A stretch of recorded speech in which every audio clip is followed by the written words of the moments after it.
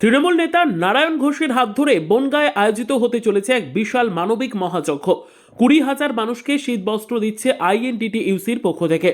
রাজনীতি যে কেবল ক্ষমতার লড়াই নয়, বরং মানুষের সেবা, তা ফের প্রমাণ করলেন বনগাঁ সাংগঠনিক জেলার আইএনটিটিইউসির সভাপতি নারায়ণ ঘোষ।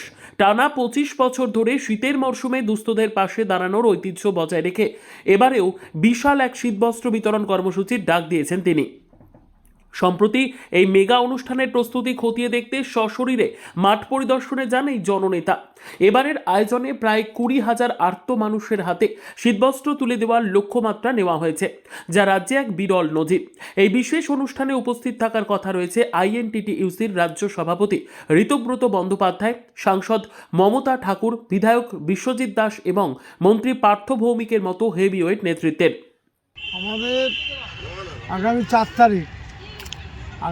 তারিখ আমাদের শীতবস্ত্র প্রদান। আমাদের শ্রমিক সংগঠনের আমার এই জেলায় যারা আছে প্রত্যেকের জন্য, খেটে খাওয়া মানুষ, মেহনতি মানুষ, তাদের জন্য প্রত্যেক বাড়ি আমি করে থাকি। আমাদের রাজ্যের নির্দেশ মতো, আমাদের রাজ্যের সভাপতি ঋতব্রত বন্দ্যোপাধ্যায়ের নির্দেশ মতো আমরা সেইভাবে 4 তারিখে আমরা কীভাবে সফল করব, 20,000 শীতবস্ত্র দেওয়া হবে এখানে। সেই জন্য বনগাঁয় এরা মাঠ নেই, একমাত্র অভিযান সংঘের মাঠ। সেটা আমি অভিযান সংঘ স্পোর্টিং ক্লাবকে ধন্যবাদ জানাই, তারা আমাকে এই পারমিশন দিয়েছে।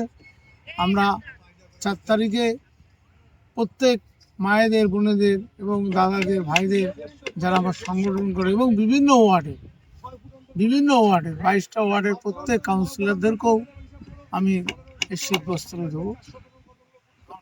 আনন্দিত আমাদের নেত্রী মমতা বন্দ্যোপাধ্যায়, আমাদের সেনাপতি অভিষেক বন্দ্যোপাধ্যায় আর আমার রাজ্যের সভাপতি ঋতব্রত বন্দ্যোপাধ্যায় একটা কথাই বলে, সাধারণ মানুষ, খেটে খাওয়া মানুষ, তাদের পাশে সুখ দুঃখে যেন থাকে, সেই হিসেবে আমরা এটা পালন করে আসছি দীর্ঘ বছর।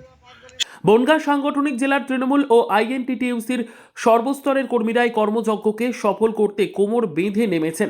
নারায়ণ ঘোষের এই নিরবচ্ছিন্ন মানবিক প্রচেষ্টাকে কুর্নিশ জানিয়েছেন জেলাবাসী। Bureau report, digital news Bangla.